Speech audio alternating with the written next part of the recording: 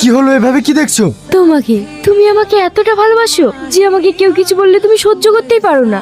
জানো রিয়াজ, আমি মাঝে মাঝে ভাবি আমাকে কেউ কিছু বললে আমি তোমাকে জানাবো না, তুমি হট করে মাথা গরম করে ফেলো। আমার না বলেও থাকতে পারি না। এটাই তো ভালোবাসার প্রতি ভালোবাসার বিশ্বাস। বৌমা, তুহিনা কোথায়? ওকে একটু ডাকো না। তুহিনা, একটু বাইরে আয় তো। তুহিনা, আমার মেয়েকে 4 দিন ধরে খুঁজে পাচ্ছিনি। তুমি কি জানো ও কোথায় আছে?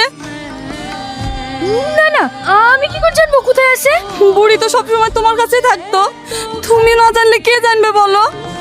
তার মানে তুমি কি বলতে চাইছো আমি তোমার মেয়েকে খুন করেছি? বালাই শাক, আমার মেয়ে কেন খুন হবে? বাড়ি থেকে ঝামেলা করিয়ে এসছে, তাই তোমাকে জিজ্ঞাসা করতে আসনু। জিজ্ঞেস করা হয়েছে? যাও আমার বাড়ি থেকে এক্ষুনি বেরিয়ে যাও। তুই না, ওনার মেয়েকে আর 4 দিন ধরে খুঁজে পাওয়া যাচ্ছে না। তোকে জিজ্ঞাসা করতে এসে আর তুই ওনাকে অপমান করে বাড়িতে বের করে দিচ্ছি। হ্যাঁ, বেরিয়ে যেতে বলেছি। আমার আর কিছু সহ্য হচ্ছে না, তোমরা আমাকে মেরে ফেলো, আমাকে মুক্তি দাও।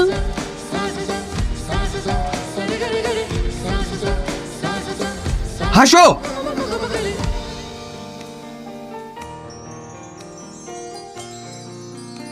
তুহিনা, দরজাটা খোল। কি হলো, খোল। কি ব্যাপার, আমাকে বিরক্ত করছো কেন? এতে পানিটা খেলে। খাবো না আমি এই পানি, আর ঘরে পানি নাই নাকি? সবসময় শুধু বিরক্ত করা আর বিরক্ত করা। দেখেছো, ওর সত্যি হাওয়া লেগেছে। যে পানি পড়া ও বুঝতে পেরেছে, তার জন্যই ফেলে দিল। স্যার, আমার মেয়ের কোনো সন্ধান পেয়েছেন? দেখুন, আমরা আপ্রাণ চেষ্টা করছি। এই কথাটা তো আপনারা 1 সপ্তাহ ধরে বলছেন, এখনো পর্যন্ত মায়ের ব্যাপারে একটা কুলু পর্যন্ত পাননি। ইনি কে?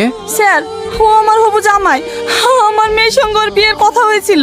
ও, দেখুন আমরা সাধ্যমতো চেষ্টা করছি। আশা করছি 2-1 দিনের মধ্যে যেভাবেই হোক মেয়েটাকে উদ্ধার করব। আপনারা এখন আসতে পারেন। চলুন মা।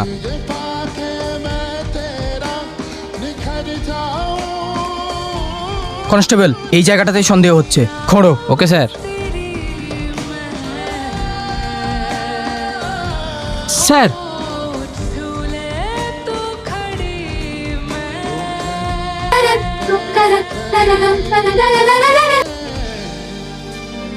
স্যার